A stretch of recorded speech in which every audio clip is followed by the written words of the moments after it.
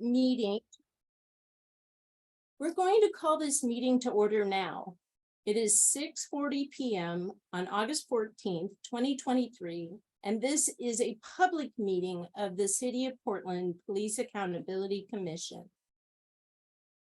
If the Spanish language interpreters, Maria and Carolina, can please give the information on Spanish language interpretation, that would be wonderful. Esta es una junta pública sujeta a las leyes del estado de Oregon y las reglas administrativas de la ciudad de Portland y será grabada. Habrá interpretación al español disponible para esta junta. Para poder acceder a la interpretación debe pulsar sobre el icono del globo al fondo de su pantalla y luego interpretación y seleccionar español. Puede enmudecer el audio original y solo escuchar al intérprete, pero continuará viendo la presentación original. Gracias. Thank you so very much. The city also offers ASL interpretation, which is being provided by Christine and Mary. Please pin their video feed to see their interpretation throughout the meeting. The closed captioning is turned on in Zoom as another means of assistance, but please note that this is an automatic captioning service and is not always accurate. The city supports access to meetings of the Police Accountability Commission and can provide other language support as well. Please email in advance of future public meetings, either as a response to a public meeting notice or directly to policeaccountability@portlandoregon.gov to ask for other access assistance, including interpretation into other languages. This meeting is a public meeting subject to City of Portland Administrative Code and Oregon state law and is being recorded. For this meeting, the chat function is enabled for commission members to communicate with each other. The members of the public will be able to ask questions using Zoom's Q&A feature. As the commissioners are presenting and or discussing things, if attendees have questions, please feel free to submit them through the Q&A. We hope to use this feature to help guide our conversation during the meeting and for future meetings and agenda topics. We'd like to be clear that not all questions will be answered during the meeting, but if answered, both the question and the answer will be visible to you and will become part of the meeting record. To access this feature, just click on the Q&A icon in the middle of your screen. Now I would like to turn it over to the co-chairs to do the land acknowledgement. And that is my role. I'm Dan Handelman. You see him pronouns. I'm going to turn off this noisy fan in the background. I'm one of the three co-chairs of this final phase of our work. And our land acknowledgement is the one that's written at City Hall. It's not as strong as what I would do if I was writing my own, but here it is. We acknowledge that the rivers, lakes, streams, and lands of the lower Willamette River rest upon the occupied territories of the Multnomah, Wasco, Cowlitz, Calumet, Clackamas, Chinook, Tualatin, Kalapuya, Molalla, and many other tribes. We recognize the many villages, traditions, cultures, and relationships that existed along the river since time immemorial. We recognize these tribes stewarded these lands and rivers since time immemorial for future generations. We recognize and undertake responsibility for the destruction of the river and land, of traditional food sources, sacred places, and multifaceted ways of life. We acknowledge the economic and social values that enabled the harm to the river, including systemic racism, classism, and other systems of oppression that perpetuated harm against Black, Indigenous, and immigrant communities along the river. With this acknowledgement, we commit to honoring and learning from the past and working towards a more equitable and sustainable future for the lower Willamette River. We commit to seeking solutions that acknowledge the inequities of past socioeconomic policies and the harm done to people and our relationships to these lands and waters. Thank you. Thank you so much, Commissioner Dan. Now we're going to review our community agreements. There's 3 pages, and so please read them silently. I'll ask when to change the slide, and then I'll ask a question on the 3rd slide.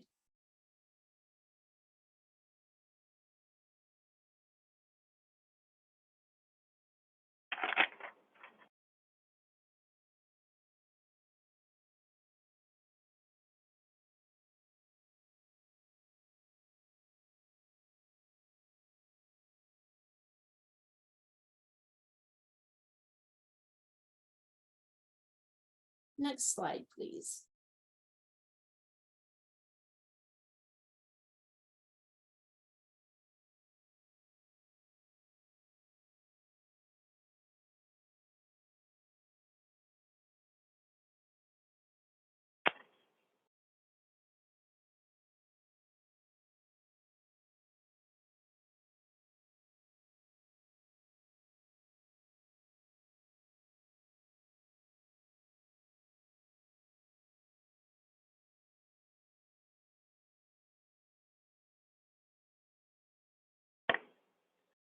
Next slide, please.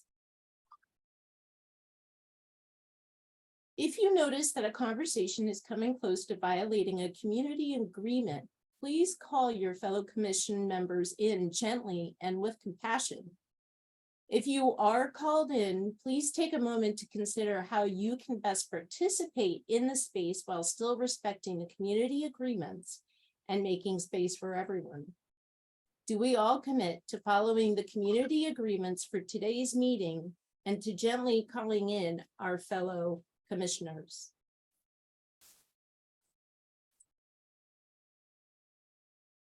Thank you so very much for that. I really appreciate it. Okay, so co-chair CMOB, I believe you are up for talking about the timeline. Yes, greetings, everybody. As far as the timeline is concerned, looking at your screen, we move to the next slide. There we go. You'll see the timeline for our commission. These are predominantly for the public to basically see. And currently, as you see, we're beginning the sixth phase of our work, which is the final phase. This phase will conclude our work by the end of August 31st, which will focus on taking everything that was done in the previous phases and converting it. Sorry, I can't speak today. And converting it into proposed changes to city code and the settlement agreement. And we'll be approving those for council consideration along with the report. The commission's going to work until the end of this month, as I said, present our proposals to city council for their consideration and approval at some date that's yet to be determined in September. We have some ideas, but nothing official at the moment. The outcome documents phase, moving on to the next slide. The outcome documents the Police Accountability Commission is creating in this phase will include proposed changes to the city code, final reports of the Police Accountability Commission, which could include explanations and rationales for the legal text, recommendations for board's bylaws or the Bureau's policies, recommendations, changes to the settlement agreement, and recommendations to other levels of government, such as city council. And in this slide, this slide is the project plan for the concluding phase of the Police Accountability Commission's work. This is for members of the public to be able to understand how the commission gets from now through the end of the phase. As you see, the blue boxes in the middle of the screen going across are the public meetings. The pink boxes below those are the consultations with the Police Accountability Commission's inside legal counsel / attorneys. Today's meeting falls into the blue boxes of with the purple border located right there in the middle of the screen. And then following today, here are the upcoming meetings of the Police Accountability Commission we'd like to highlight. And as you see, going through here, there's a public meeting scheduled for this Thursday from 6:30 to 9 p.m. The public portion will end between 8 to 9 p.m. and go into executive session.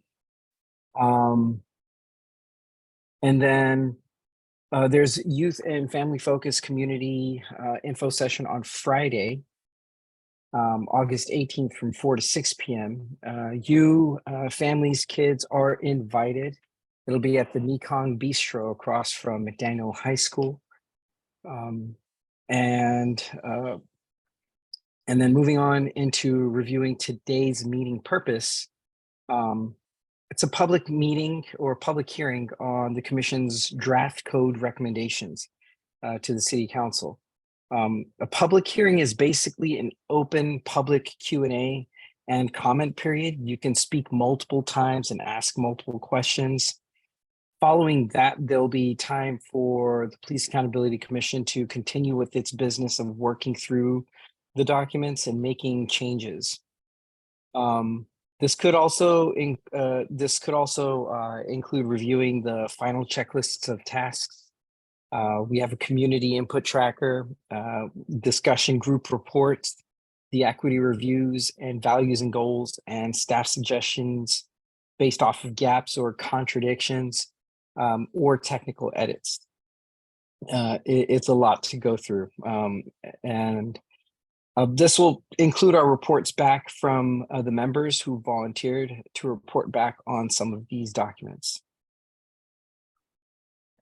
And I'll hand it back to the facilitator. Thank you so very much. We will now take open public comment on the issues the PAC is discussing, or community members can also tell their story about policing and police accountability. We ask members of the public to keep their comments or questions to 3 minutes in length and to raise their hand in Zoom if you would like to speak.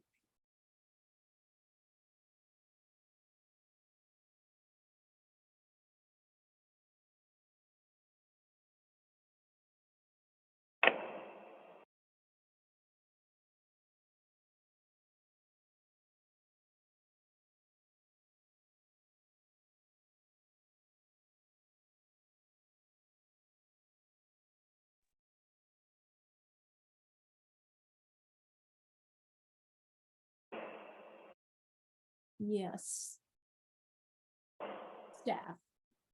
Hi, yeah, so I know there are some people that are connecting and just wanted to welcome everyone here for the public hearing. Also just really quick wanted to flag that the city intended to have a in-person component of this, though there is a heat wave going on and some of the rooms are being used for things related to cooling shelters and things like that.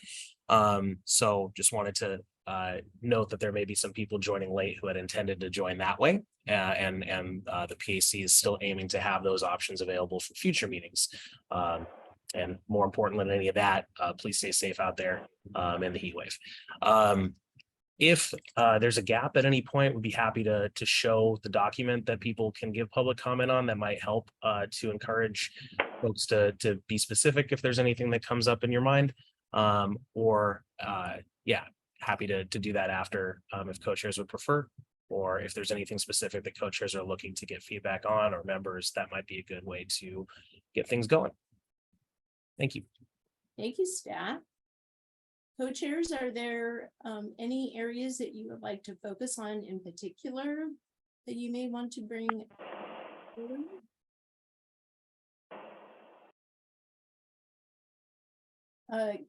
Co-chair Dan. I think I might have had my microphone open for the last little while. You were hearing my fan going, so sorry about that. No, I think the point of this is to have the community give us feedback on the code and the proposals that we've made and we put forward. And I know it's very long, but there's some general concepts that I think have been floating around for a while. So, I think that whatever people want to give us feedback on, I don't want to hone in on any one particular place or another, but it'll be very helpful.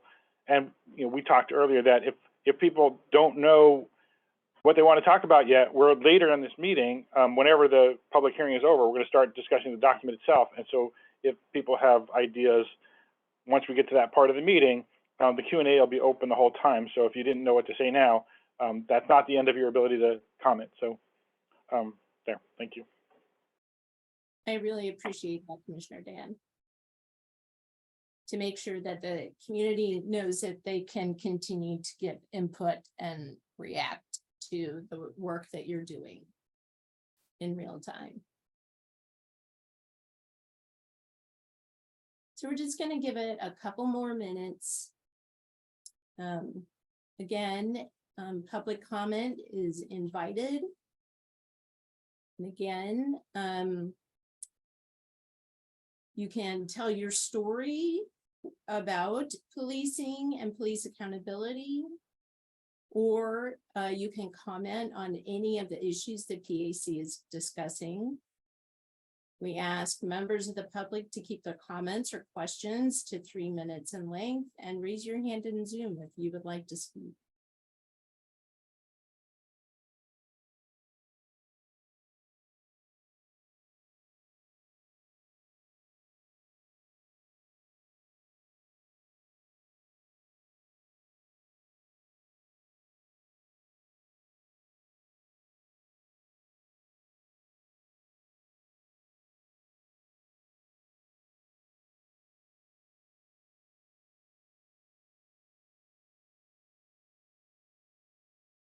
Yes, AB. Can AB be promoted, please?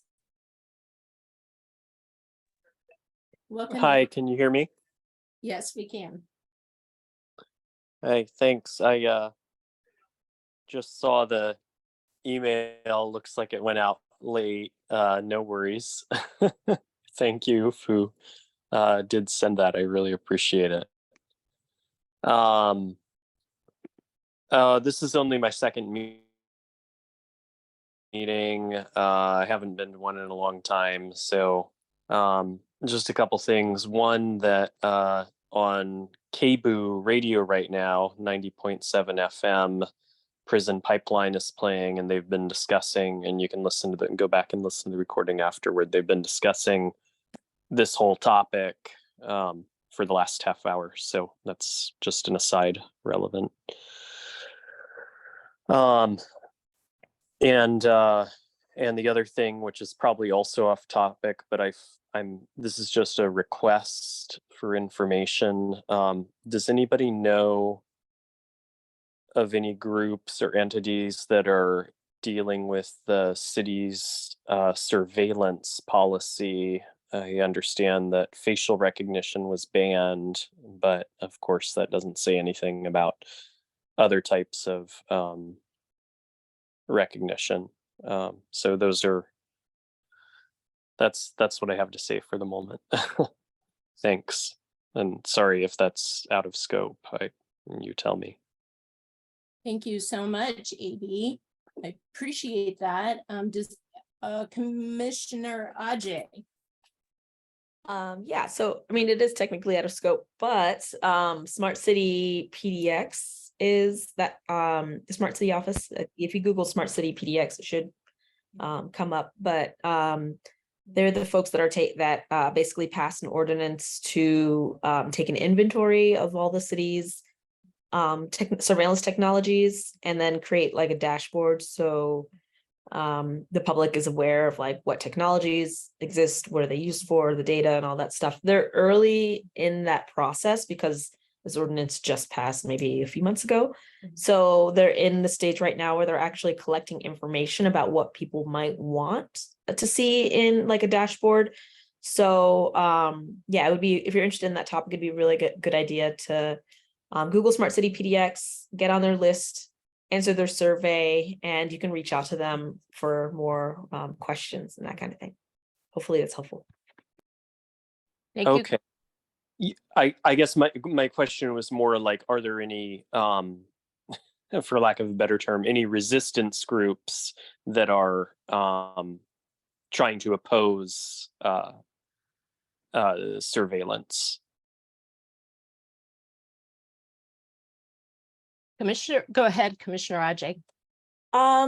Yeah, I mean, I know that there is Prada PDX. I don't know if I think they have a website. They at least have a Twitter and an Instagram. I'm not sure what Prada stands for, but it's something around privacy. Also another organization called Privacy PDX. They both do a lot of, activism and community organizing work around that kind of stuff. And I can probably dig up the URLs and throw them in the chat. Thank you so much. And thank you so much, AB. And there was another resource that was put into the chat, a couple more. So thank you for that question.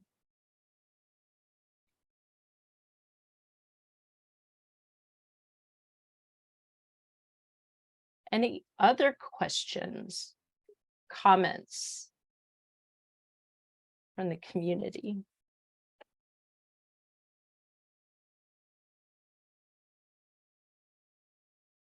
Or answers that commissioners would like to give?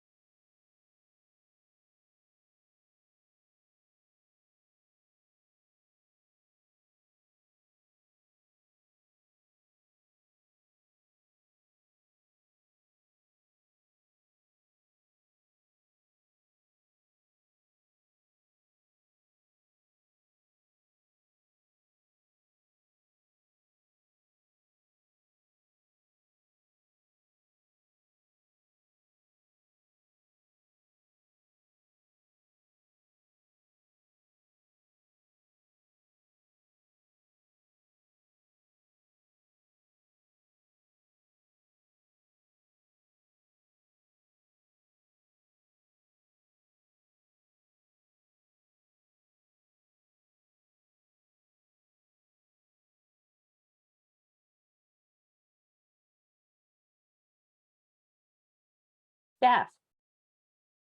Yeah, just a suggestion, if co-chairs are good with it, there's an item on the agenda later on that might both be good to do and also might be good to kind of spark if there's any ideas, and it has to do with another discussion and reports back from anyone who'd like to kind of cover the discussion group reports or any of the other inputs that were received, equity analysis, all of that kind of stuff. And one of the things that would be discussed during that discussion would be public comment already previously received, including today.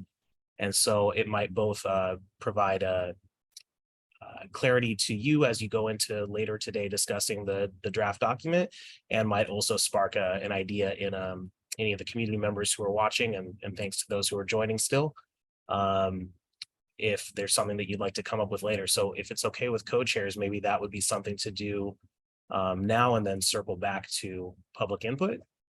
Co-chairs Seema or Dan, does that work?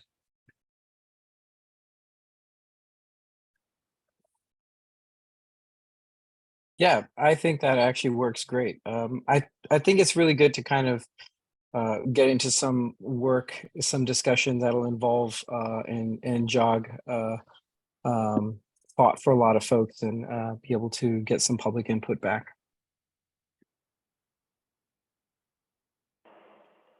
Yeah, I agree. I'm hoping we're not breaking any protocol by pulling our agenda into the middle of the public hearing, but I agree with Co-Chair Husseini.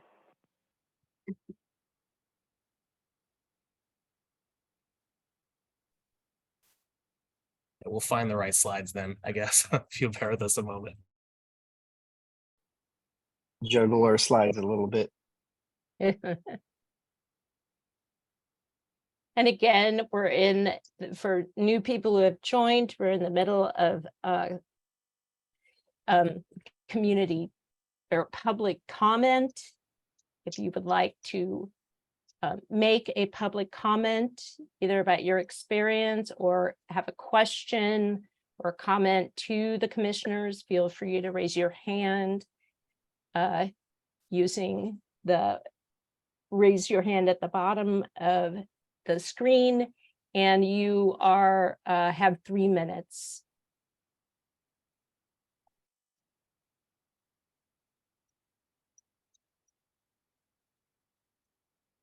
I see Joanne Hardesty. Welcome in. Thank you. Welcome in. I actually just want to really appreciate all the commissioners and all the incredible hours you have put into these recommendations. Just like most commission recommendations, some of them I love, some not so much, but that is always the case when you have 20 brilliant people come together and create policy for the rest of the community to be able to enjoy. And so tonight, I just want to say thank you, thank you, thank you for hanging in there. This has been a long process. It has been a very challenging process. And as you know, the political landscape has shifted tremendously. And so accountability becomes even more important when the political winds move either to the left or to the right. But the policy that you are moving forward is policy that all Oregonians should be able to look at and see themselves reflected. That yes, we are the people who hire and fire community public safety people, public employees. That's the process that we have. And I just want to really reiterate that I know this has not been easy. I've been on way too many committees over the last decades with Dan, and I know he doesn't mind going to 500 meetings a week, but most people would have a problem with that. The other thing I want to say is I hope that as your committee finalizes the report, that your report is presented to City Council as a unanimous council commission report. I mentioned to you about 6 months ago that I could see the future and wanted you to make sure that the work that you did was really supported by all your committee members. And I hope on your final vote that we will have a unanimous vote that actually moves forward what 82% of Portlanders know we need, which is a police force that's accountable to the people that they're sworn to protect and serve. And so I came here tonight primarily to listen, but I did not want to miss the opportunity to say thank you, thank you, thank you. Thank you so much.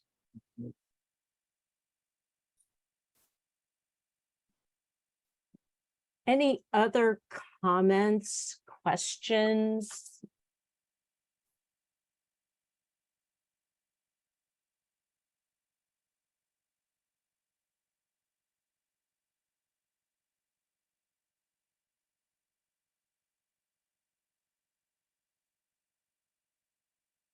All right, if there are no other comments or questions, then we thank our two community members who have spoken up. And again, throughout the process, feel free to put questions into the Q&A as we move through this document review and discussion. And again, thank you so very much for your input and your thoughtfulness. So, okay, here we are, document review and reports back and final checklist. Staff, do you want to lead us into this conversation if you don't mind? Sure. So there are several documents, and I think there's a slide that has sort of explained this to some degree, that the purpose of the sixth and final phase of work is to take all of the different PAC documents and inputs that have been received and review them, talk about them, and see how, if at all, they make members want to change or adjust or add to the work that's already been done. In parallel to that process, the areas of agreement that the PAC have already worked on were converted into legal text and are in the process of being converted into potential recommendations for bylaws, for the administrative rules, and for just, explanations and rationale. The city code was created already as a draft and will be discussed later today. And as part of sort of building to those conversations, these documents that are listed down here are things that the PAC could look at and potentially incorporate into that revision process. A couple weeks ago, I think 3 meetings ago, members of the PAC volunteered to sort of dig into specific documents and report back to the group. So last meeting on Thursday, there were a few discussion group reports that were brought in as well. And there are others that were yet to be reported back on. So this time on the agenda is an opportunity for those members who volunteered to say what they learned, and if there's anything that you'd like to bring to the attention of your colleagues, or potentially use as a reason to recommend a change or an addition to the draft code. Thanks. Thank you so much, staff. So are there any comments, any additions, and the people who volunteered to report back?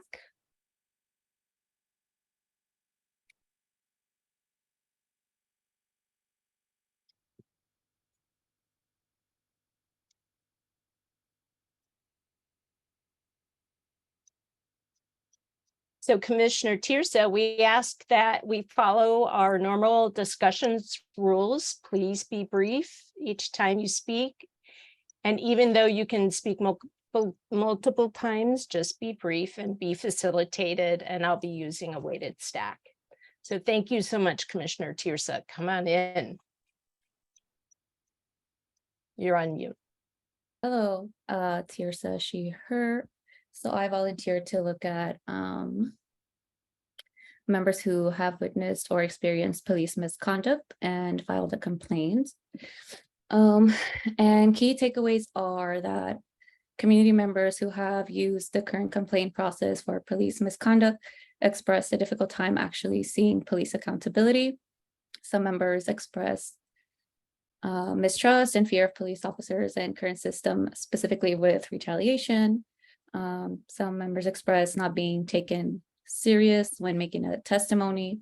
A member of the community stated that the current oversight system has the power to choose what to follow up on. Some folks also expressed not feeling supported to follow through with police complaints. There was someone who voiced that building an accountable oversight process is important to creating a just system.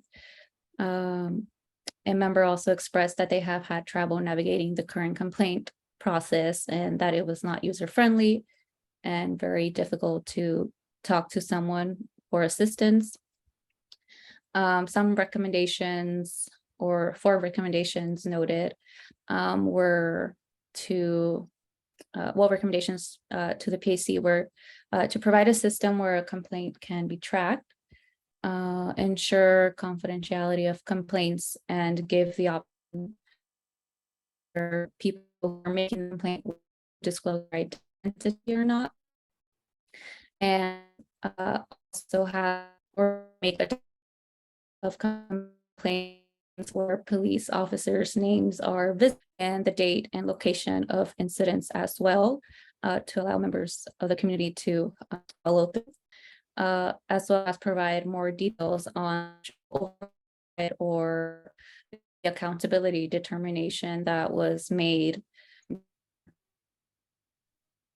A complaint is made.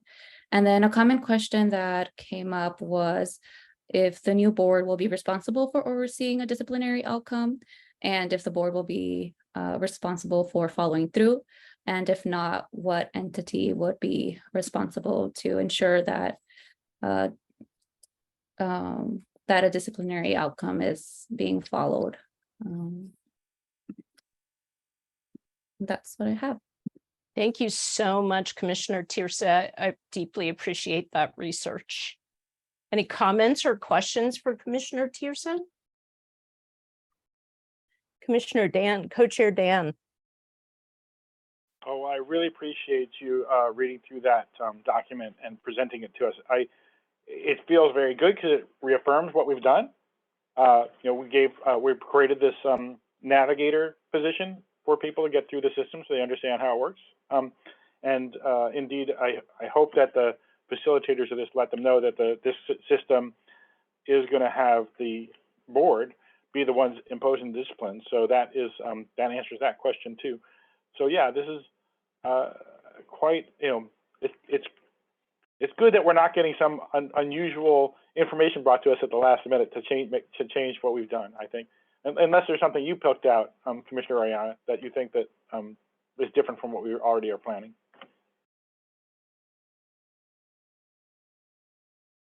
No, and I mean, members also expressed that they see the hope they see, I guess, like hope that the new board will be able to build an authentic accountability and transparent police oversight system. So that was also something positive to read.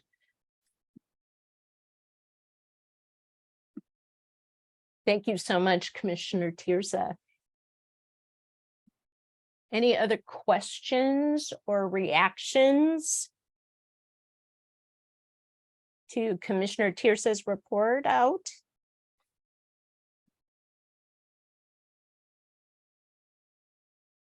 Any other people want to report out?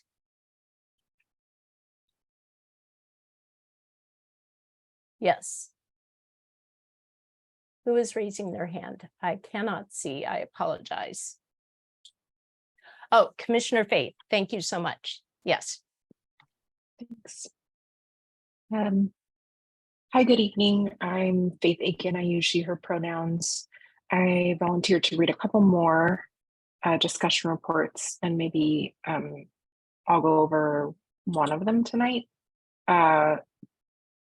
I read the discussion group report from folks who were small business owners. There were a couple of interesting sort of characteristics about the group. They expressed, most of them were unaware of the Police Accountability Commission specifically and what we're working on. One of them had been to a prior PAC session, and 80% of the participants agreed that the relationship between PPB and the community was damaged. They had feedback specifically around transparency and what information is available to the public. There were a couple of folks who really wanted to see more public-facing data and a dashboard to provide metrics on how police are being held accountable.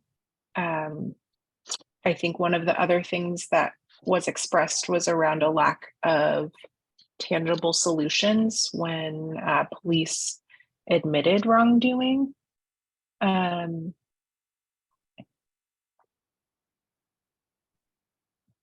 They expressed concern on a lack of acknowledgement of wrongdoing and a lack of appropriate response.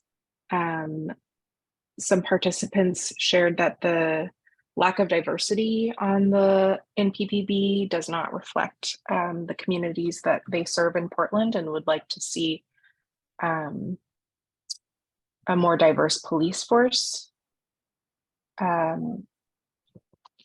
When presented with what the new recommendations are for the board, they expressed some concerns around just the accessibility of community members making complaints.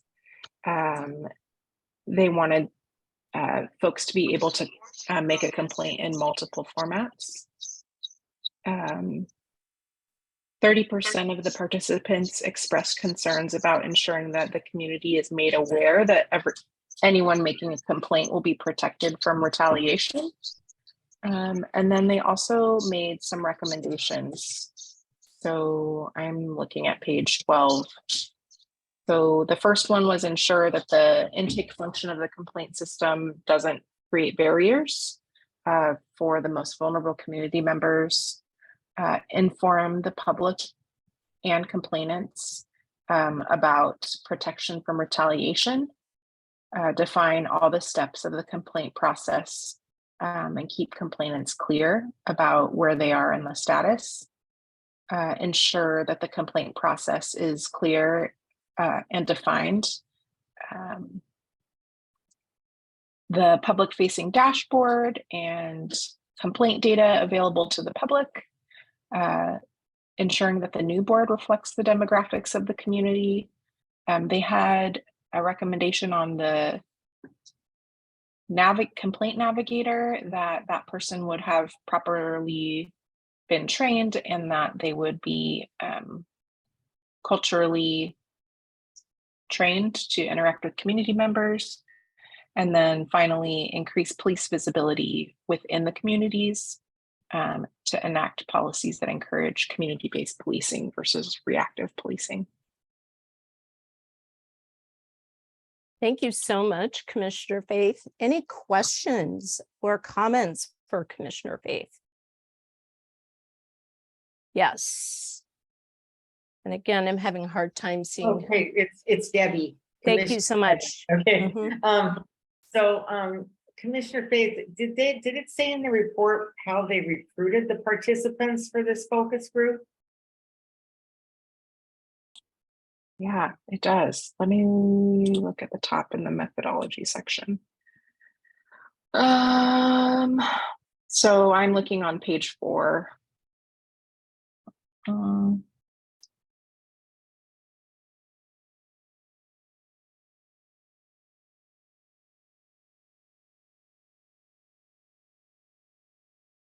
Sorry, I'm reading. Spears and Spears facilitated a virtual discussion group for small business. No, it doesn't. Okay, yeah, thanks. I just was curious where, who these business people are, but yeah, that's fine. Just a matter of interest, that's all, nothing important. Just to maybe add a little bit here, there was a an open call for volunteers to participate, and the verification that a person was involved with small business or whatever the other groups that a person may have volunteered for was all that sort of just, that was the verification point. And then scheduling, of course, because getting everyone together is a challenge at any time, as you all well know. So that it was an open recruitment. Everybody is a Portlander in all of these. They're the same kind of criteria that you all have: live, work, play, worship, go to school. But other than that, I think that's sort of the big picture, if that's helpful. Commissioner Debbie. Yeah, thank you. Thank you, staff. Any other questions? Co-Chair Dan. Well, if there are no other questions, I don't want to interrupt this discussion, but if I would like to encourage, especially because we got extra time on tonight's agenda, that if Commissioner Aiken wants to give another report tonight, I don't think there's any problem with that. Wonderful. Classic Dan Handelman. Yep, I can do the other one as well. So the third report I read was from equity practitioners. And I'm happy to go over that as well. Thank you. Okay, and I'm sorry, I have a cat here that's like very determined to participate in this phone call. So if you see me wrangling, that's what I'm doing. Okay, so the equity practitioners group agreed that there is a general lack of accountability. One participant expressed the expectation that police be accountable to the needs and protections of communities they are intended to serve.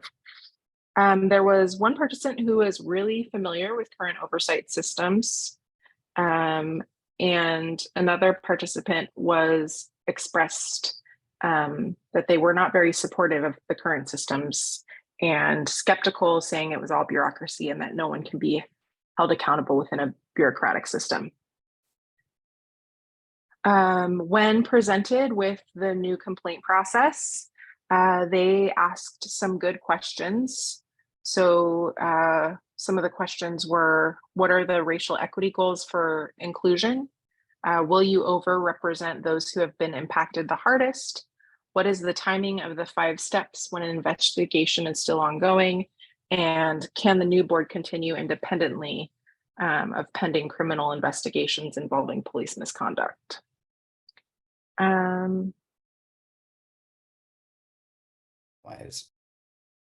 The majority of participants expressed their concern about how meaningful the decisions will be and whether there's the ability to enforce outcomes. There was some concern around the size of the board.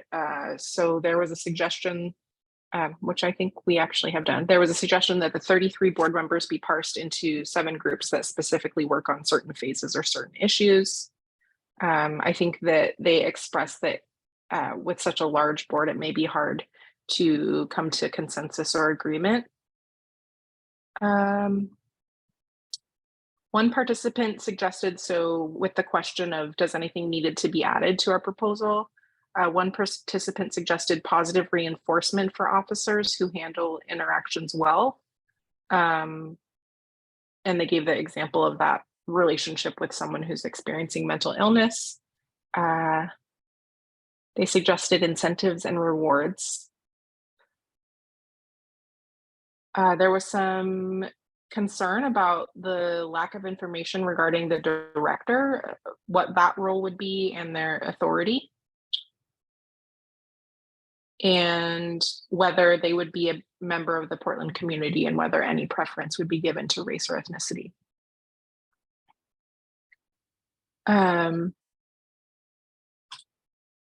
Okay, I'll move to the recommendations.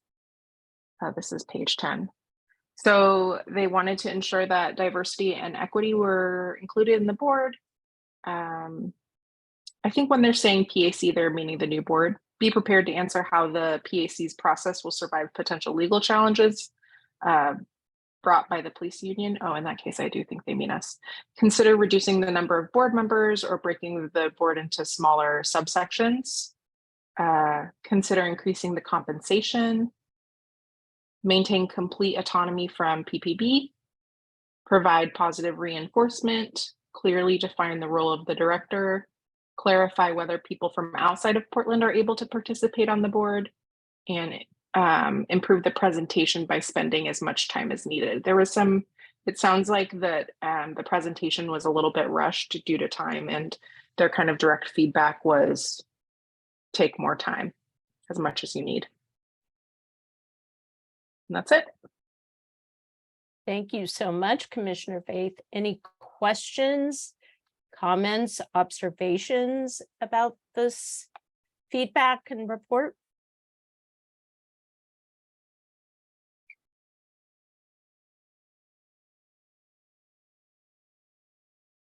Is there anything you would like to incorporate into the working documents that you're working on currently?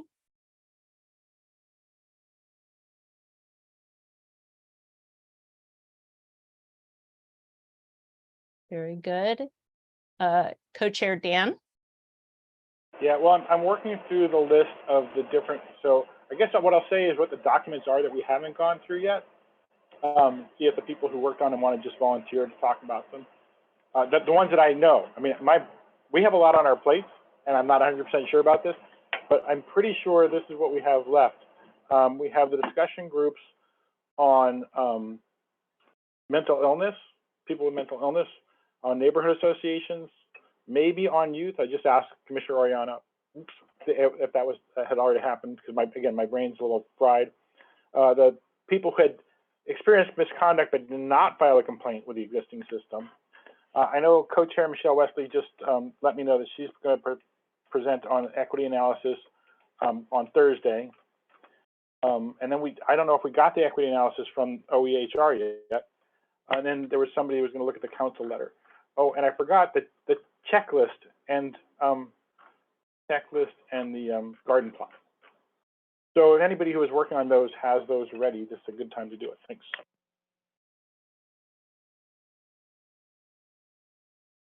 Commissioner Debbie. So I had the checklist, but I haven't gotten through the, not that there's a lot of things on the garden plot, but I've been trying to track down if they're complete or not. And something like the tort claim thing, so far I haven't been able to find that, where that is any place. So I could do the 2 resolutions and the charter tonight and then save the garden plot for, the next time. Okay, so here we go.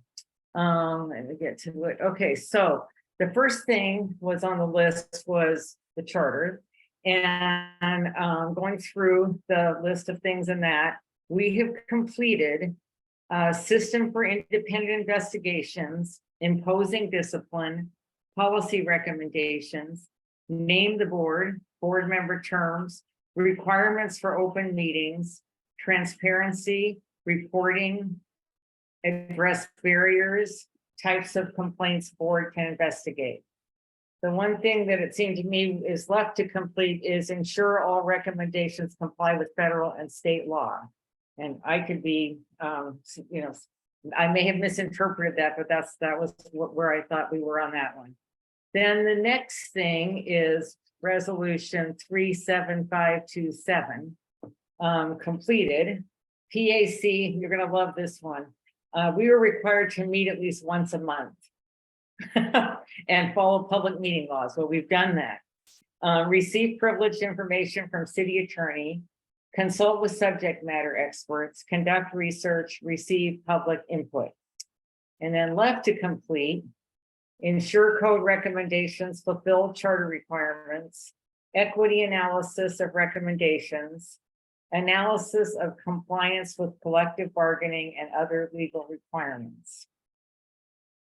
And then the last section is resolution 37548. And there's some duplications in these, as you figured out. So completed, seek input from stakeholders to the DOJ settlement agreement, as well as other interested parties, affected communities, concerned constituents.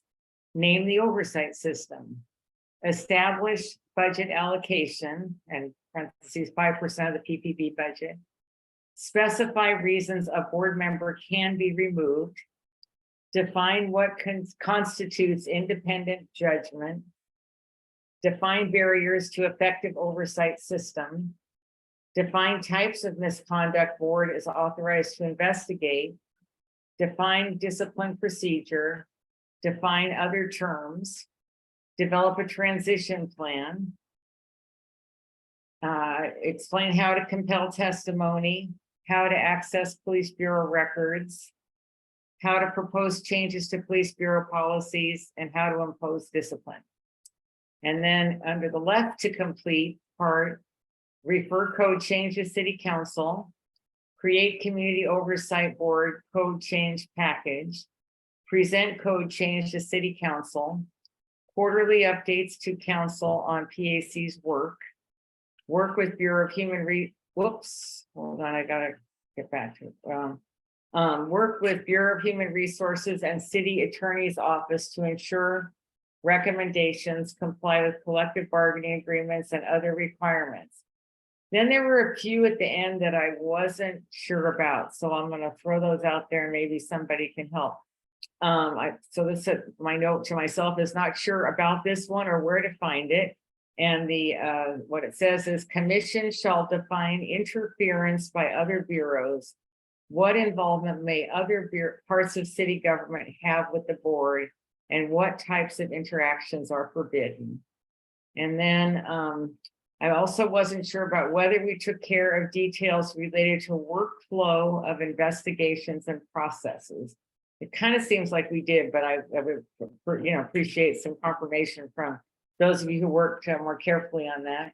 And then the last one that I wasn't sure about is, did we define accountability and relationship between community and the police? So those were the ones that I was not sure about. So that's it. And then by Thursday, I ought to be able to get through the rest of this garden plot. Thank you, Commissioner Debbie. Any reaction to her comments, questions? Yes, staff? Yeah, just wanted to clarify, I think both of the two questions that were brought up were answered in part at least by the PAC, and you can obviously update these in the definitions document that was adopted on May 4th.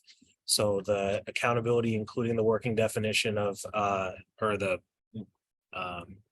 relationship between the community and the police, and then independent judgment, which includes the ability, the types of interactions which would constitute interference. So that might include those two. And then for many of the other ones, like ensure compliance with federal and state law, that is effectively the process that you are doing in reviewing the code right now. So thank you. Thank you so much, staff. And thank you so much, Commissioner Debbie. and Faith and Tirsa for your hard work and going back and making sure that the I's are dotted and the T's are crossed. Any other reports to be made today?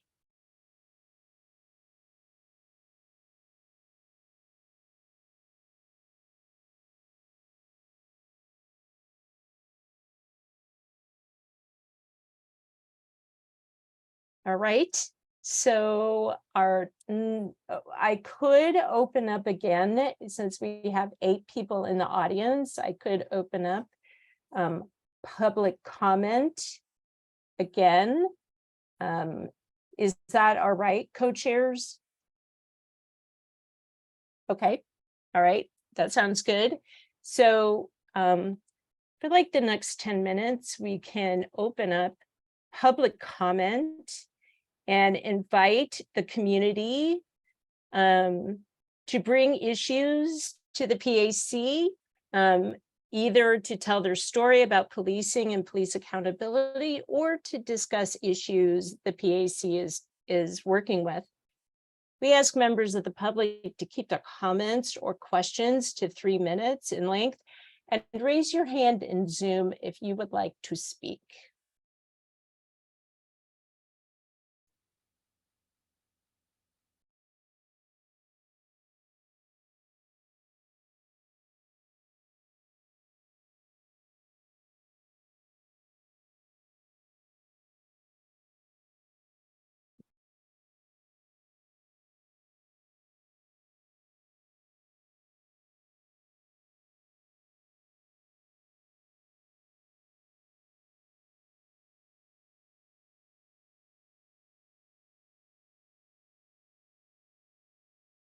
And again, you can use the Q&A option at the bottom of the screen to be able to put your comments into the Q&A, to ask questions or to make comments, and the commissioners will be glad to address them. Co-Chair Dan. All right, so before we move on with our agenda, which I think the next item is a break, perhaps, but I just wanted to say for the folks who haven't presented yet that we have ahead of us this Thursday, next Monday, next Thursday, and then Monday and Thursday after that, and then we're done. So the more we can get done this Thursday, just to get the last reports presented, that would be great. We also have to finish up the package, then we have to put our report together. And then we also talked about having a space for a minority report. And I really appreciated Commissioner Hardesty's suggestion that it would be nice to have a unanimous presentation that where everybody accepts the full package. But we wanted to give space for, I said this before, but I'm going to say it again, space for people who had specific ideas that didn't get incorporated at the end to present those to council along with the finished package. So I just want to remind everybody about that as we're winding down. Thank you, Co-Chair Dan. Commissioner Monica. Hi, y'all. I was wondering if there's any reports that somebody volunteered to do and hasn't had time to read over that want to, because I've only done one report. I did it 2 meetings ago, and I think I have a little space to do like 1 or 2 reports before Thursday if somebody wants to give me some work. And Commissioner Faith also put in the chat that she's available too. Does anyone need support that could lean on Commissioners Monica or Faith? Co-Chair Dan. Yeah, thank you, Dr. Moses. So the list that I have doesn't have a volunteer for the people with mental illness report, but I might be wrong about that. So tell me if you volunteered for it and I didn't write it down, let me know. And for the neighborhood associations, it looks like maybe Commissioner Lewis volunteered for that one. And for the people, well, I know somebody volunteered for the people who did not file a complaint. I don't know if they have time to do it by Thursday. I hope they do. And the Office of Equity and Human Rights Equity Analysis, I think also didn't have a volunteer. So Commissioner Lewis, was that you saying that you were the one to volunteer for the people with mental illness group? Yes, it was, and I actually presented on it last week. Oh, you did. See, this is why we shouldn't be doing meetings when it's 100 degrees outside. Yes. Brain roasted. Mm-hmm.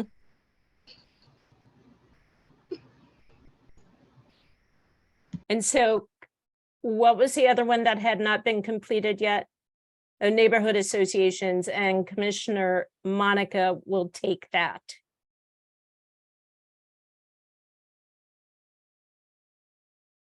Is everything else assigned, Co-Chair Dan? The OEHR equity report, I think, doesn't have somebody. They're not yet received. And the BHR reviews are not yet received.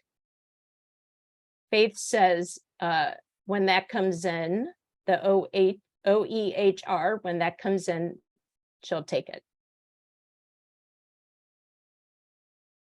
Very good. Thank you. Okay, I think as we are all very warm, that we shall take a 10-minute break. I encourage people to stay here, the community to stay here, and take the 10-minute break, and then we'll come back. We'll also have more public comment and continue this discussion. So come back at 7:52, please. Drink lots of water. Thank you.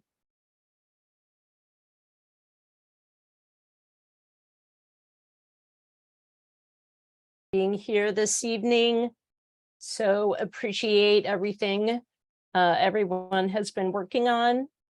I want to say again, we are taking open public comment on the issues the PAC is discussing, or community members can also tell their story about policing and police accountability. We ask members of the public to keep their comments or questions to 3 minutes in length and raise their hand in Zoom if you would like to speak. So we'll give a little bit more time to public comment.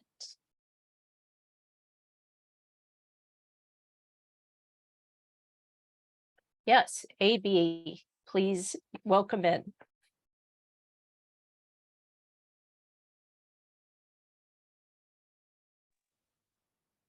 Hi, the person, one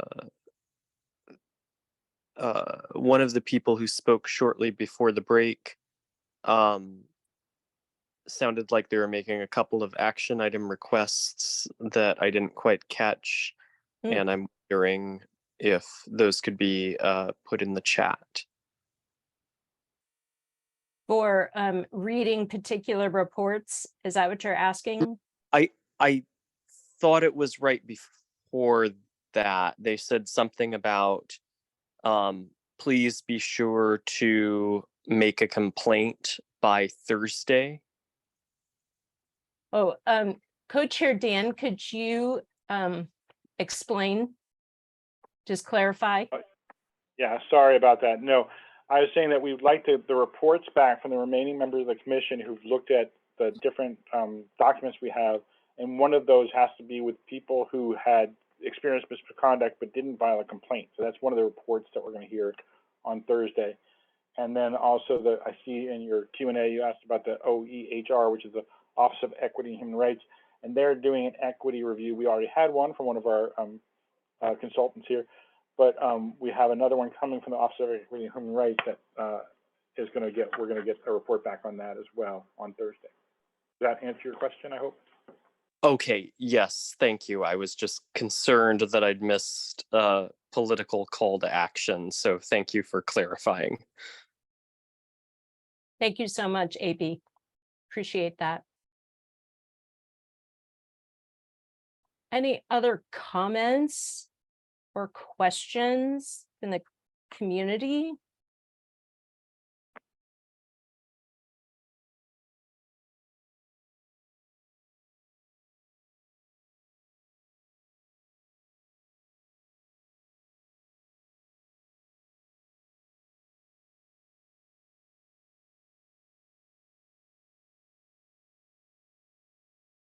Okay, well, again, if there are any other comments or questions, feel free to use the Q&A in the bottom of your screen.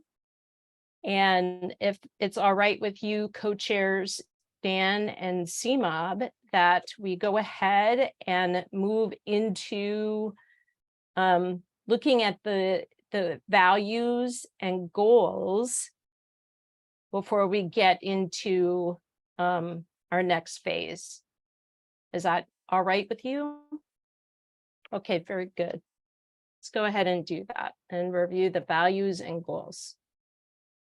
Thank you. So the values and goals were adopted by the Police Accountability Commission on March 24th, 2022, which seems like a long time ago. And they are both designed to express the intent of the PAC in approaching the work, but also to provide self-designated criteria to evaluate the drafts on for they are recommended to City Council. For each, sorry about that. For each value, there are one or two corresponding goals. And then there are several success criteria or considerations, which again are those self-designated benchmarks to evaluate against. We're going to scroll through this kind of slowly. The numbers 3 and 5 are broken up by a page break. And then at the end of that, after giving folks some time to read, we'll ask members a couple questions about them. Very good. Thank you so much.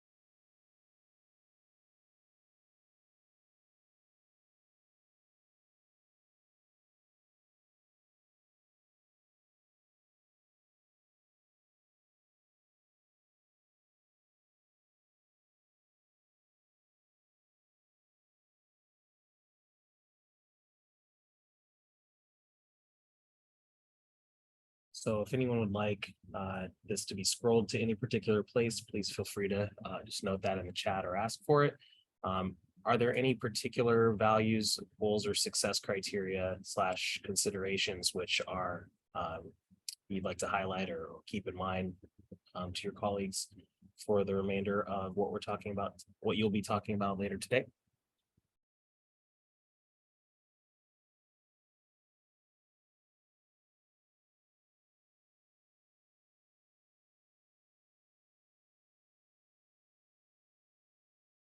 I don't see any hands raised or anyone wanting to make a comment. So I believe we can move forward. Oh, no. Co-chair Seema. Figure I might as well say something. Just want to Thank make room you. for everybody else. But Thank you. yeah, I like to highlight harm reduction, and it's important. One of the things I want to be able to make sure is that when we talk about incorporating a trauma-informed lens, where are we even sourcing the techniques of trauma-informed lens from? And I want us to consider that for the board and for the future, and make sure that, you know, this is not something that just winds up in some kind of DEI handbook, but we are actually able to source and incorporate a true praxis of trauma-informed lens. Thank you, Co-chair Seema. Any other comments?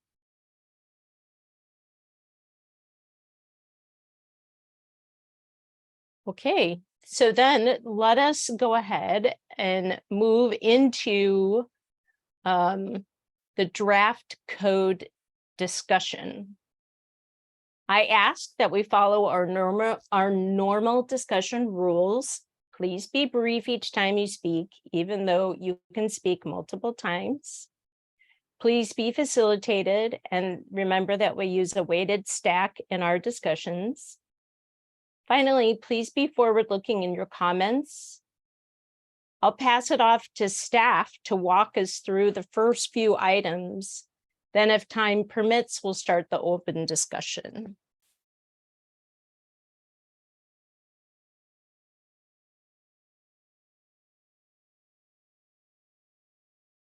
Staff?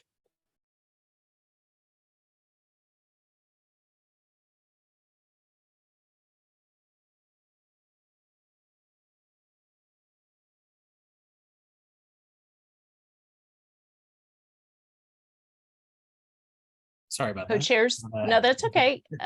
Difficulty getting to the unmute there. Sorry. That's all right. So there are several items which we'll kind of show two different versions of the document. One is just at the very beginning and try to explain this so it's not super confusing, but there's a version that was posted online that shows all the technical edits.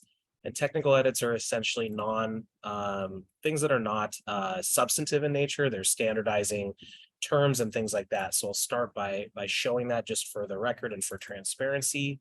And yeah, they are. So to some examples of what are being considered a technical edit, just for reference, are things like capitalizing or decapitalizing bureau, changing terms like exhausts and fulfills to be clearer while retaining the same meaning. And there are capitalization and consistency of terms between oversight board and capital B board, some typographical errors, things like that. So just for the sake of transparency, there's a version that shows all of that in track changes online. Those have all been implemented in the version that you'll be talking through today. But please feel free to take a look there and see if there's anything that comes up. Again, these are usually things that you would authorize. Historically, areas of agreement have been authorized for staff to fix these sorts of things. So that's the technical fixes there. Switching gears to talk about the remaining parts, there are several proposed changes in here, some of which are technical edits, like spelling out acronyms the first time they're used. That you'll see a couple of those there, but most of them are changes that you've discussed or are about to discuss that someone has proposed going in. So the first kind of category of those are related to items that were flagged for further discussion at the last meeting. So those are all in this section right here, which is under 35B.010, section that talks about oversight board membership. There's a new section added under qualifications and selection criteria at the last meeting under prerequisites for appointment, and specifically the background check section. And this crosses over a page here. So everything that's not showing in track changes was already approved, but there are some proposed changes. There was a question or a suggestion from Commissioner Christian to change ability or capability to preclude, and then there's some new text from co-chairs which they can explain here probably more accurately. Thanks. Thank you so much. Co-chair Dan. Thank you, Dr. Mosen. Thank you, staff. So for those of you who are tuned into our last episode, we were having a discussion about this question about background checks. I think a lot of it was making us, several of us uncomfortable, and I think we've come up with language to fix those problems, and I hope it did. So this section is called background checks, and subsection 1 starts with language that we read through last time, which just says prior to an applicant being nominated, staff shall initiate a criminal background check through an agency other than the PPB or an agency used by PPB for its checks. The proposed language to add here is explanatory, but I think it needs to be in the code so that it's very clear why this is happening. So it says the main purpose of this background check is to ensure that members can have access to certain police databases or facilities, not to exclude people who have important lived experience to contribute to the board. That's the first proposal. I think we should read them all into the record. If people want to address them one at a time, that's fine. So then in subsection 2, as staff mentioned, we had this phrase that said substantially negatively affect the ability to perform their duties. And at Commissioner Oriana Bauer's suggestion, the language now says, the nominating entity shall discuss any previous conviction where the substance of the offense would preclude them from performing their duties of appointing with the prospective board member about how they would respond to concerns that they are unable to be impartial in discharging their duties. Then the third paragraph is the same. I think we approved of that last time. It's just saying that they may opt not to pass the applicant's nomination to City Council after the conversation. And then the last paragraph is now rewritten again to reflect other language. The nominating entity will only consider convictions. I'm actually not convinced we need that comma there. The nominating entity will only consider convictions which would preclude the applicant from performing their duties if appointed. Okay, yeah, I think that reads better. Okay, so that's the bulk of it. Welcome discussion, and then if people want, and I'm not sure how we want to proceed with Dr. Moses, I'll let you see what people's temperature is about doing one at a time or doing them all at once. Sounds good. Co-chair Dan, thank you so much. Commissioner Tim. Yeah, thanks. So I really appreciate the work that went into this section, and I'm sorry that I wasn't able to join last Thursday to contribute.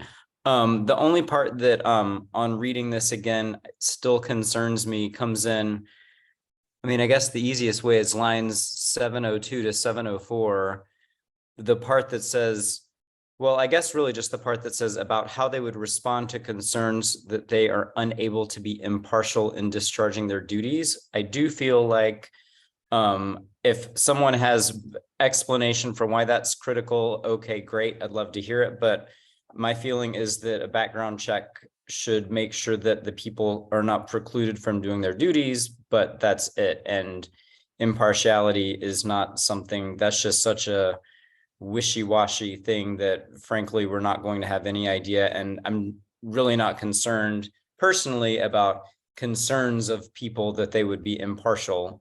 That's the point of having 33 board members that are appointed by City Council, is that we're going to put the trust in the community here and not worry that they're going to be not worry about their potential criminal background leading them to not be able to be impartial and fair. Thank you. Thank you, Commissioner Tim. Conversation on that potential edit.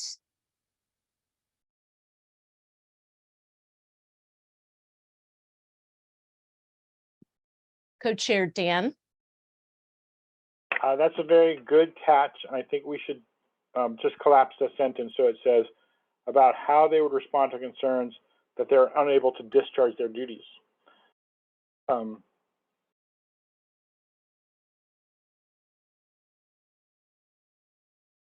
And in that way, and Commissioner Pitts, I just want to be clear here and maybe lay this down for the legislative record, so to speak, that there may be some kind of crimes that you and I and other members of this commission and people of the future board will think are not appropriate for somebody to, so even though we don't want to exclude people just because they have some kind of, inappropriately slapped upon them felony from the system that we know is biased and horrible, that if somebody was convicted of a crime that we think is pretty horrible, this clause will allow that person to be excluded. Thank you so much, Co-Chair Dan. Any other conversation or comments on this particular area? Commissioner Casey.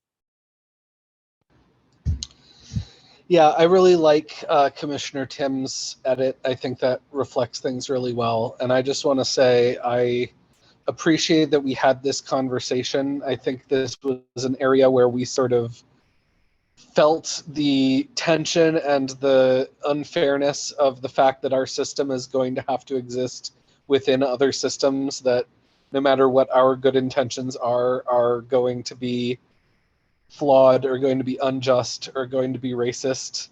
And we have to figure out how to exist within those systems and get the best justice that we can. And I think that that was uncomfortable and kind of frustrating for me, and I know it was for some other people. And I really appreciate the work that our chairs and other commissioners and everyone did to sort of live in that discomfort and live in that frustration and figure out how do we get the best results we can get in sort of the space that we have influence over. So I think we landed in a good space, but I am glad that we had that discussion and had that push and pull that I think was healthy as we try to build this thing. Thank you so much, Commissioner Casey. Are there any other comments on this section from line 693 to line 714? Are there any other comments? Commissioner Ajay. So yeah, I think that I agree with what's been a lot of what's been said already, and I think that there's probably sort of specific offenses in mind that people have, but that doesn't mean that those that other offenses might not be weaponized by the people that we're trying to hold accountability, So I wonder if it might make sense to put an example, so the nominating entity shall discuss any previous convictions such as government corruption, or I don't know, or police cover-ups or something, I don't know. But I imagine that's sort of what specifically we have in mind around what kind of convictions would demonstrate that they can't be impartial. Just because I'm worried if by not naming anything, then, the folks that are trying to be held accountable will weaponize this statement to say anybody with a criminal record or, is possibly not impartial, or possibly is partial because, they have an agenda against the system, or, you know what I mean? Thank you, Commissioner Ajay. Co-Chair Seema. Skip me if there's a response for Commissioner Ajay, but I'm happy to speak next. Okay. So any response to Commissioner Ajay? Co-Chair Dan? Well, I just want to point out, Commissioner Meiji, that we have pulled out the word impartial from the section. So it's the issue is now whether or not they can discharge their duties or not. And the main example we gave of that is whether or not they will have access to police databases or not. And that's not even a disqualifying factor per se. So we had a list, and I think the list was causing its own set of problems. And I understand what you're trying to get at, but I don't know how to avoid I don't know how to avoid us coming up with an example that will itself come back to haunt us, while not leaving it vague enough where it could be accidentally used the wrong way. I think that the process that's described is that the the board has criteria they have to use about what's okay to use to exclude somebody. And it doesn't have to do with impartiality. And I don't know if that helps you or not. Commissioner Ajay. Yeah, that helps. And I totally forgot that impartiality was just taken out. I think that I'm pretty satisfied with it as is. So thanks. Very good. Any other comments on lines 693 to 715? 714, I'm sorry. Commissioner Seema. Yeah, a kind of a general thing on the background check. Correct me if I'm wrong, but this is this background check taking place before a candidate is recommended or is able to, or like in their pre-application process, or is this happening after an applicant is selected? Because and the preface behind that question is, are we, if this is happening before, you know, someone is recommended or someone is able to apply, or someone actually applies, or it's like within part of their application process in itself before they're selected, basically, that it could actually create a barrier and a hindrance for those that are actually applying if they feel like they may not pass a background check. I completely identify with that position, by the way. Before I've gone through a seal and expungement process in my life, it's completely petrified of even having an opinion,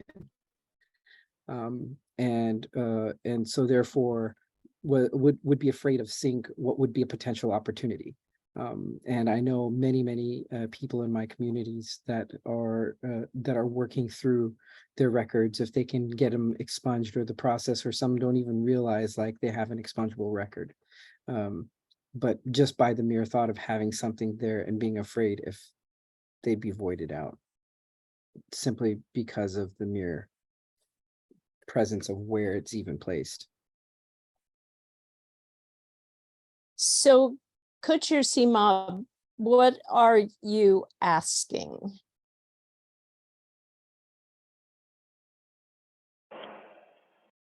I think I've got it, Dr. Moses. It's Okay. It was off the top of the screen, but it says prior to an applicant being nominated. So it is after they've already put in their application and they've had, you know, whatever other screening process there is, before the nominating people pass this on to City Council, they're going to do this background check. So it's very late in the process. Thank you. Co-Chair Seema, any other questions around that issue?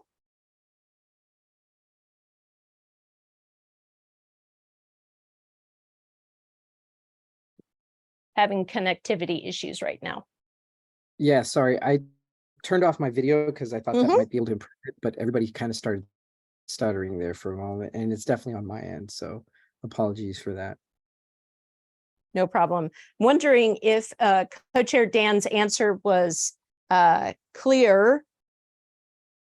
It was not. I mean, I think I got the latter part, but I didn't hear what preceded it.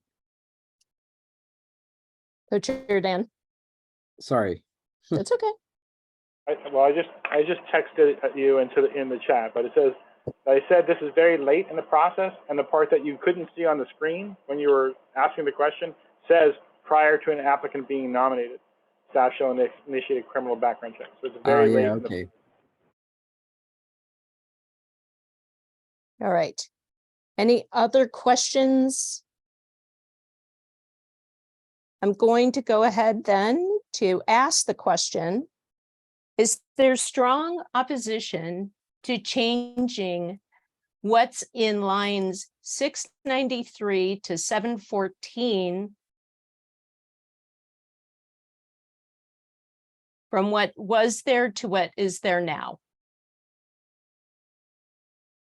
Is there general agreement to changing line 693 to 714 to the proposed changes? I see jazz hands. Thank you very much.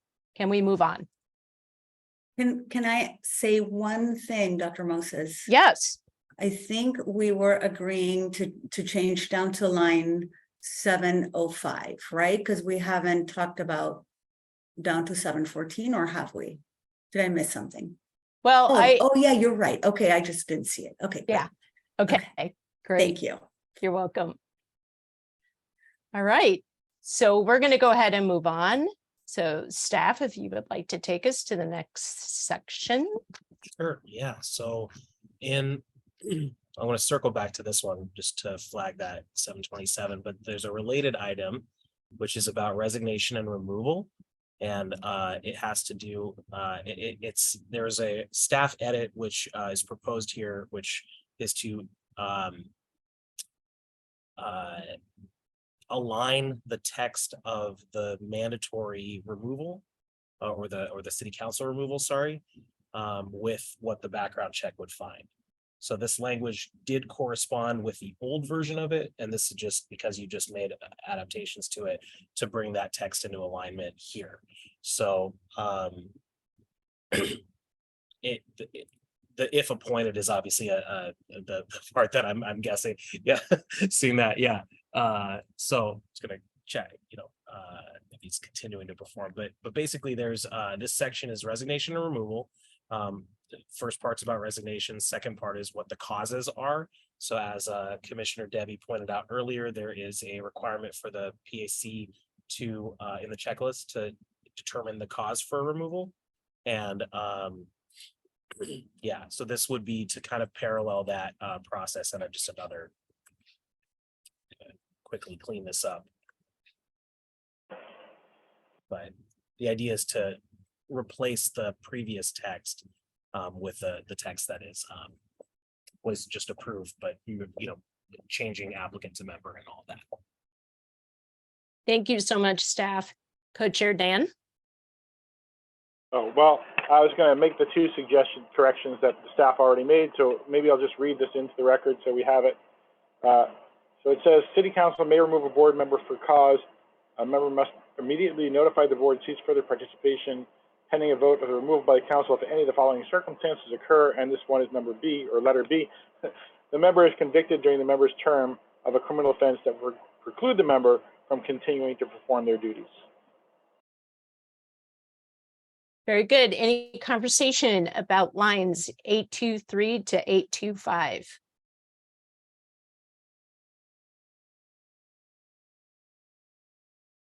All right, I'm going to go ahead and ask the question. Is there strong opposition to changing from what is there to what is proposed for lines 823 to 825? Is there general agreement to changing from what was there to what is proposed for lines 823 to 825? I see jazz hands. Thank you so much. May we move on? Very good. Thank you. Staff? Yeah, just a moment here. So, okay, now that was sort of the beginning of the staff edits. I'm just gonna verify that there's nothing else missing here. Yeah, okay, so going all the way back up to the top, because this is sort of the next category of things. There's a proposed change to kind of continue clarifying. So 35A.010 is the establishing sort of text. A, B, and C were read into the record in the last meeting. This is just a spelling out of acronyms. 35A.020, the next section has definitions in it, and it has very basic level of board office and oversight system because they're designed to refer back to a more detailed explanation up above. So this text is designed to create, to not use board as both a collective noun for everything and to, but to allow it to be used for the group of 33 community members and to clarify what terminology is being used down below. So yeah. Thank you so much, staff. So Co-Chair Dan, would you like to read this into the record? Well, sure, I'll do that. I just, there's something that needs, I think, a little correction, so I'll Okay. get to that when I read it. The Oversight Board, also known as the Board with a capital B, and Independent Bureau, also known as the Office with a capital O, which are described above, collectively form the Oversight System. References to the Oversight System in this code are intended to refer to the Board and the Office, consistent with their roles and functions as outlined in Charter and this code.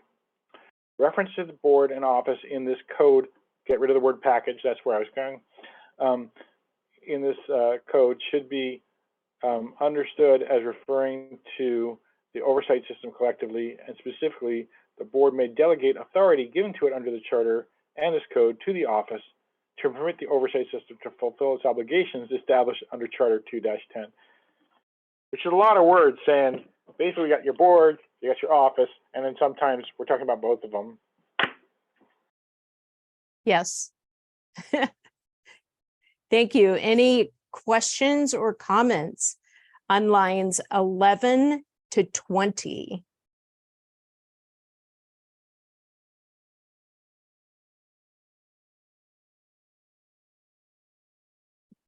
All right, I'll go ahead and ask the question. Is there strong opposition to changing, to adding lines 11 to 20?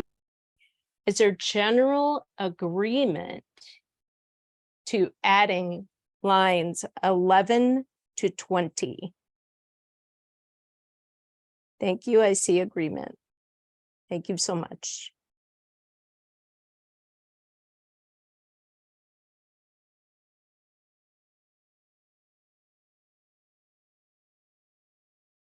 Thank you. We'll go on to section. Okay, so this one is still under 35A.010. It's down at the bottom. It's allowing the board to adopt the authority to adopt bylaws.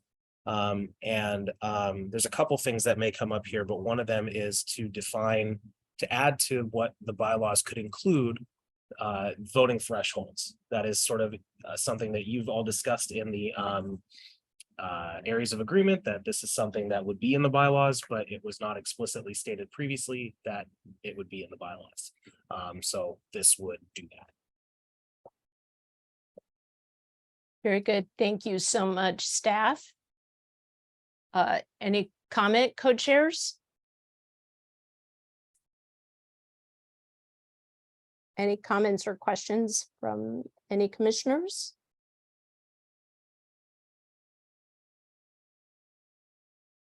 Co-chair Dan? I still would like to read it into the record just so we have it in the transcript and for people listening along at home who can't see the screen really well. Please. So this suggests that the board shall have the authority to adopt bylaws, and as part of developing bylaws, it will decide, among other things, that define voting thresholds for the full board, subcommittees, and panels, and parentheses, preliminary hearings, due process, and appeals. And then the word "and" is there to lead us to the next section. Thank you, co-chair Dan. Again, any comments or questions? Is there staff? Sorry, I just wanted to correct a typo there. This is actually disciplinary, sorry. Just wanted to, yeah, my apologies there. So preliminary, comma, hearings, comma, disciplinary, comma, and appeals. Yeah. Oh, okay, panels, because it's the different types of panels. Correct, yes. Got it. Thank you. All right. One more time. Are there any comments or questions on lines 74, 75? Commissioner Monica. I feel like the word define doesn't fit grammatically. Can we just say it will decide, among other things, voting thresholds for the full board, as well as a number 2, the role of board alternates, instead of define? Or I'm not sure if that is better, but it kind of sounds better in my brain. Thank you, Commissioner Monica. Any other comments? Questions, suggestions? All right. Is there strong opposition to changing from lines 69 to 75 from what is there to the proposed change? Is there general agreement to changing lines 69 to 75? I see agreement. Thank you so much. May we move on? Thank you.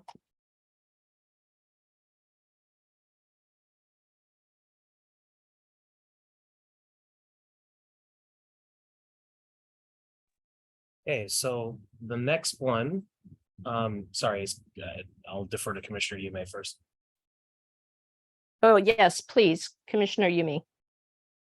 Oh, sorry, I just forgot to lower my hand. Okay, very good. Thank you. So, Staff? yeah, the next one part, you'll notice in the technical edits which were done that there's a term that many members had brought up in the past. Many PAC members had brought up a term that was used in other parts of code. And that term is member to refer to, or PPB member to refer to sworn officers. And so as part of the technical fixes, there was a lot of replacement there to ensure that the term officer or was generally used, or as in the charter, officers or supervisors thereof. And so just to ensure that that is clarified up here to have a definition, this is definitely workshoppable text, but hopefully generally aligns with how everyone understands that term, what they understand it to mean. Thanks. Thank you, staff.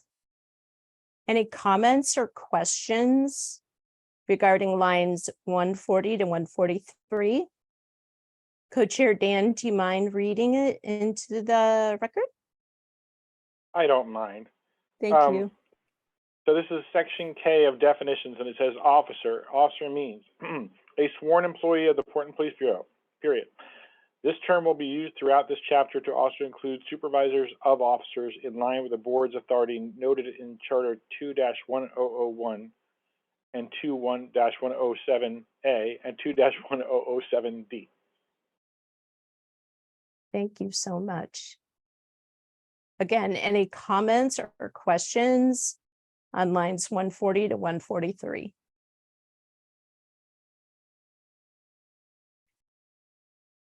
I'll ask a question then. Is there a strong opposition to adding lines 140 to 143?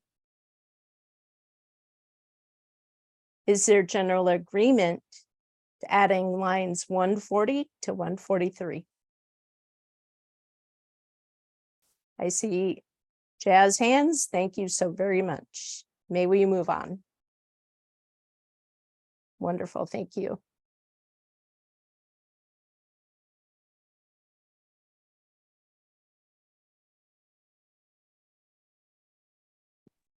Okay, so next up, and there's a couple sort of references here.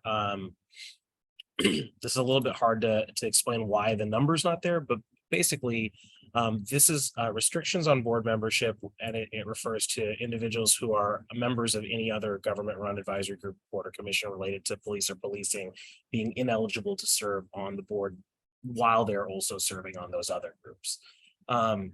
That is from the areas of agreement on board membership verbatim, but there is a separate document that the PAC also approved, the transition plan, which had exceptions for the implementation of this process at the beginning for the CRC, the Citizen Review Committee, and Police Review Board, that community members serving on those could also simultaneously serve during the initial implementation of the oversight board on the oversight board while staying on those other groups. There, from what we've been told, staff has been told there is likely to be an ordinance rather than code for some of the portions of the transition plan to implement those. And so ensuring that there's no, that those two documents are in alignment by saying this is the general rule, except as there's an exception in the transition plan ordinance is essentially the goal of this proposed edit.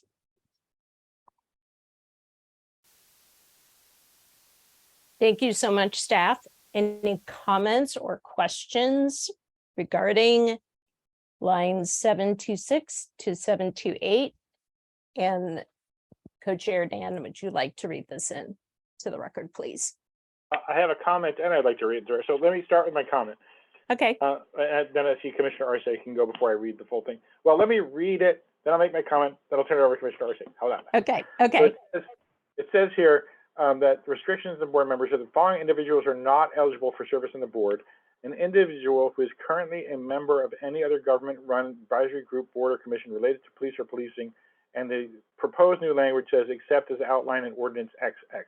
And I don't like leaving that kind of thing up to the whims of the ordinance number being put in later. We want them to have this whole code. So I was thinking that we say except as outlined in the transition plan establishing the new board. And then that way, we don't have to wait for an ordinance or whatever. We just say in the transition plan establishing the new board. That's my proposal. Staff, did you catch that? Okay, very good. Very good. Commissioner Monica, please. Is there any other commissions other than the CRC that we are talking about? Should we just call that out? Or are there other commissions that we should be thinking that what, I mean, can we just state them so we don't have to wait for this ordinance? I feel the same way as Dan. Co-Chair Dan? Yeah, well, I think the issue is that if we name names and we forgot something, then we'll be remiss. So I think if we leave it broad enough, then that way the transition plan can cover anything we forgot. But there are actually two bodies that already know how to do these reviews, the Citizen Review Committee and the Police Review Board. And there's only, well, there's 15 people from the community who are part of the Police Review Board who could be eligible, according to the plan we already drew up. So there's already two bodies. I don't think we're forgetting anybody, but I don't want to, close the door by writing it into the code. Thank you so much. Commissioner Yumi. Yeah, I was just gonna say, I'm assuming, and I apologize, I don't have all the code up in front of me, but I'm assuming that we make reference to the transition phase during somewhere in this code package. What if we said, kind of just tweaking what Commissioner Dan said, except during the transition phase, or however it's named in this document?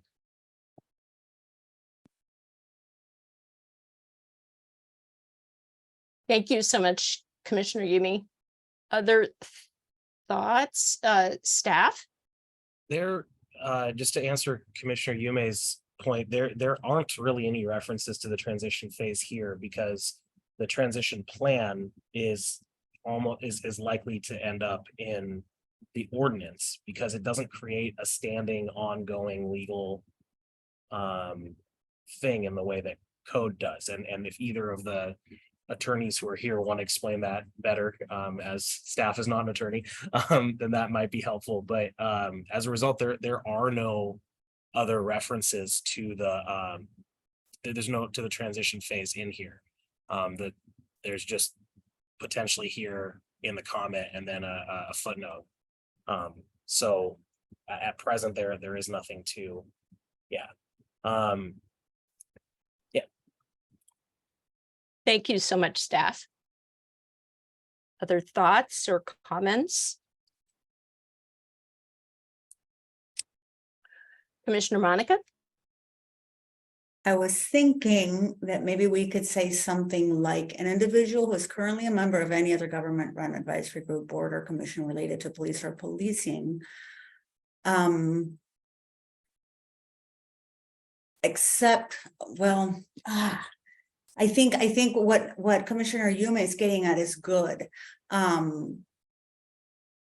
Except during the transition into this new system, or maybe we should just start during the transition into this new system, citizens that are serving in police review committees at this time, because those systems are going to be replaced completely, right? So we don't want to miss out on that experience.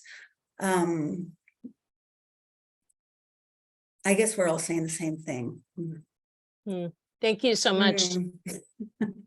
So I'm going to invite Jenny in, and then I'll come back to you again, Commissioner Monica. So Jenny, welcome in.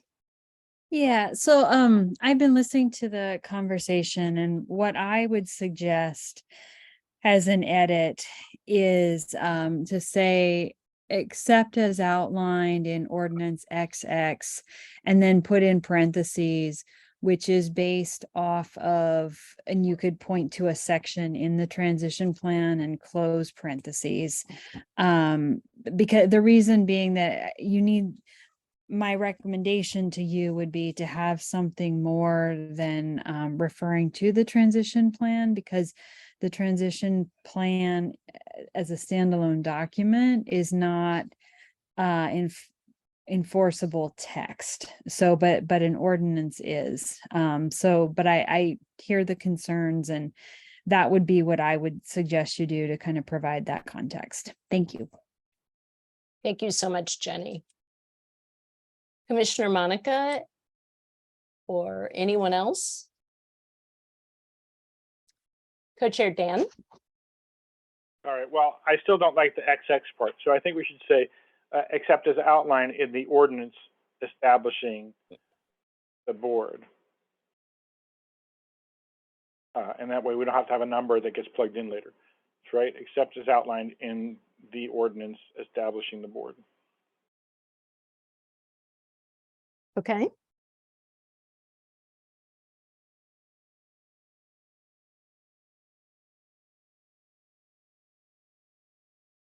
Any Co-Chair Seema?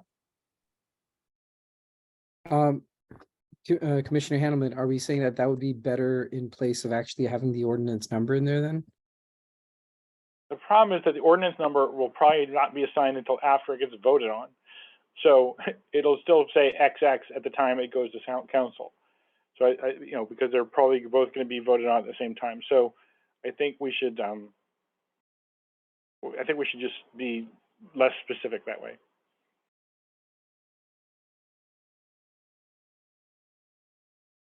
Commissioner Yumi. I've been going back and forth on this, and I have the same concern as Dan, but I kind of go on the other way on it. I wonder if we should say, except members of the Citizen Review Committee, the Police Review Board, or any other organization as outlined in the ordinance establishing the board, just so that if, as Commissioner Dan points out, if something kind of goes askew in the last few days of this whole process, it's pretty clear we spelled out, and we don't have to rely on council to interpret it or to make sure that they've connected all the dots.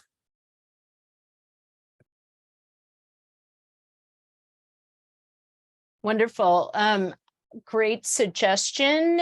Would you all like that edit to name those two specific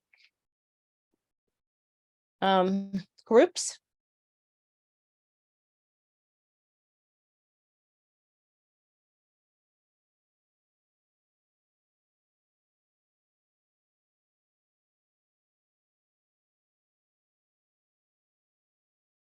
I'm just wondering, staff, do you catch that?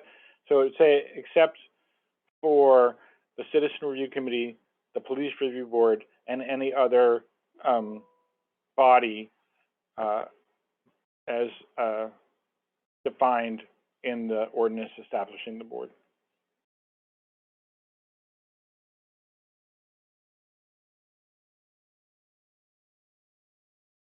Any other comments or questions for lines 726 to 730?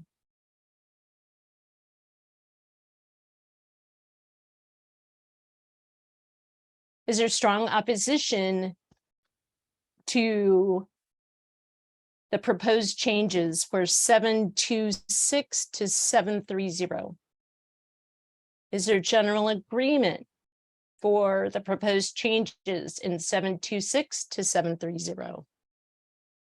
I see jazz hands. Thank you so much. May we move forward? Very good. Thank you.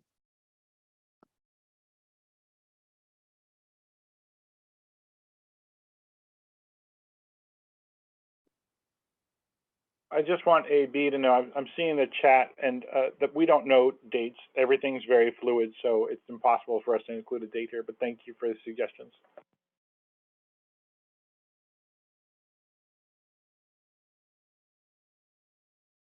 So the next part is 35B.030. This relates to meetings of the board. Last Thursday, in a different couple sections, there was a conversation and proposed changes to the parts of the text that related to the ability of the public to be involved in hearings. And that related to preliminary hearings, full hearings, disciplinary processes, all of that. It is defined in those other parts, which are in 35D. And there was some confusion around this section 35B because it appeared to conflict. But in going back over and talking to and checking the notes, this section originates in text that related to the meetings of the board, and specifically the full board and the subcommittees. So just to make that clear is what the proposed changes to paragraph B here are. Because effectively the board can meet in 3 different ways. The full board can meet, subcommittees can meet, and those look a lot like PAC meetings and subcommittees. And then there's this additional process of a panel meeting, including their hearings. So yeah, this is that's what this sentence or this section relates to. Thank you so much for the clarity, staff. Co-Chair Dan, would you like to read this in? Well, I'm pondering it because I'm a little concerned that I think in my mind, when we're talking about meetings, I thought meetings and hearings were like meetings was an umbrella term that included meetings and hearings. So I'm not sure I agree with the interpretation of what we're doing to this.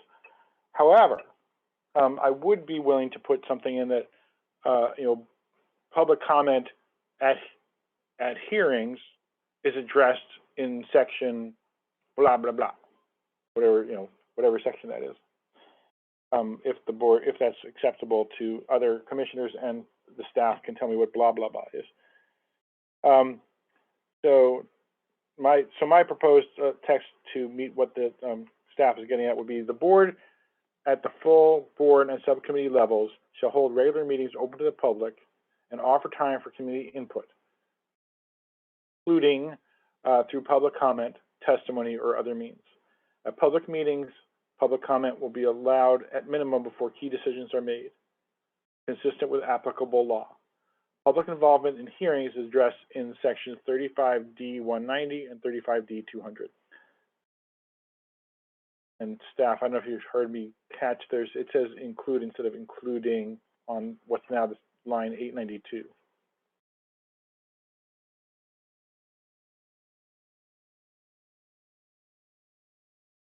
Thank you. Any comments or questions on the proposed changes in lines 891 to 896?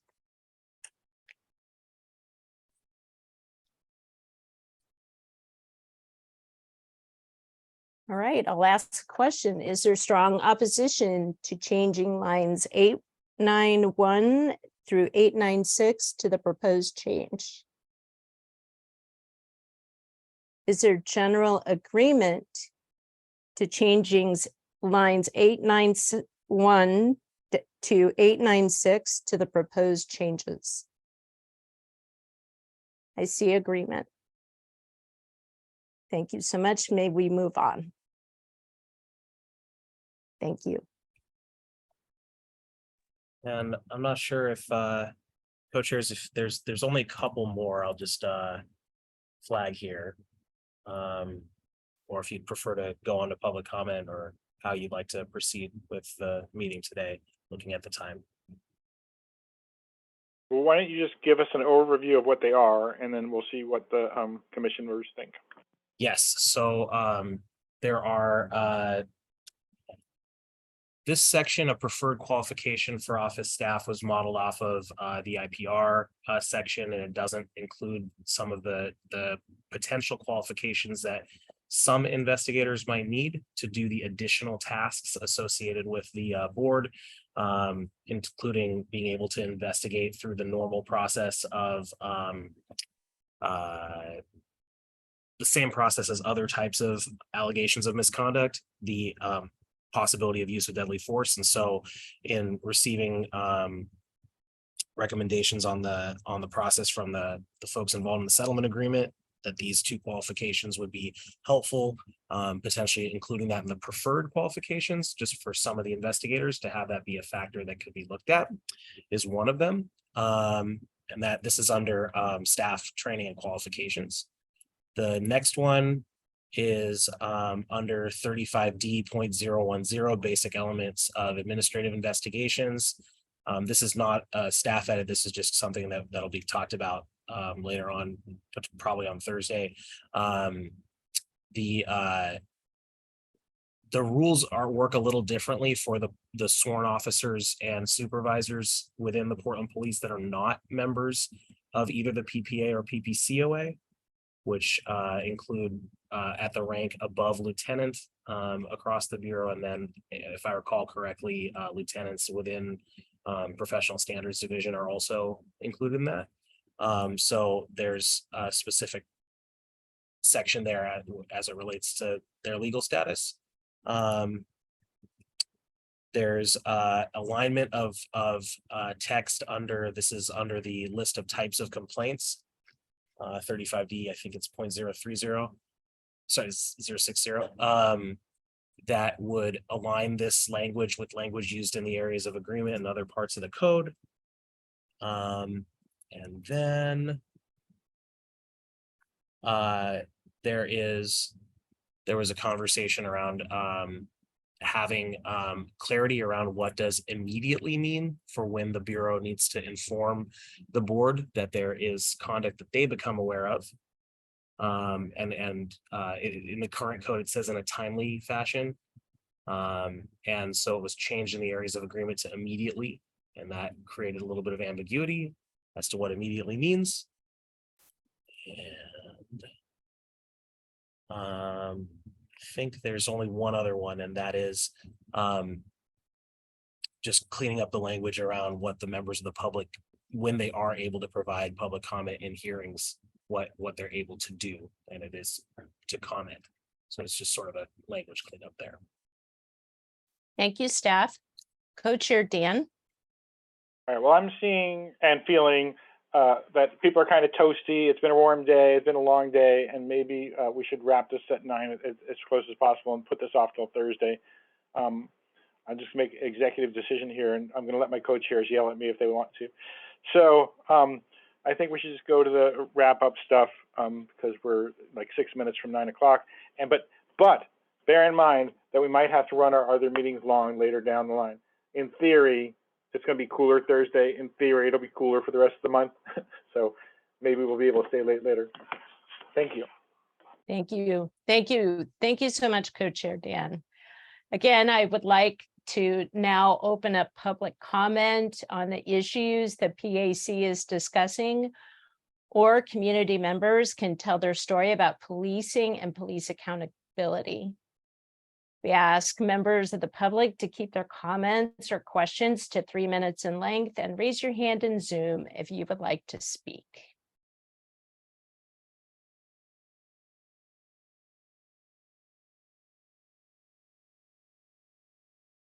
Do we see any hands raised from the community?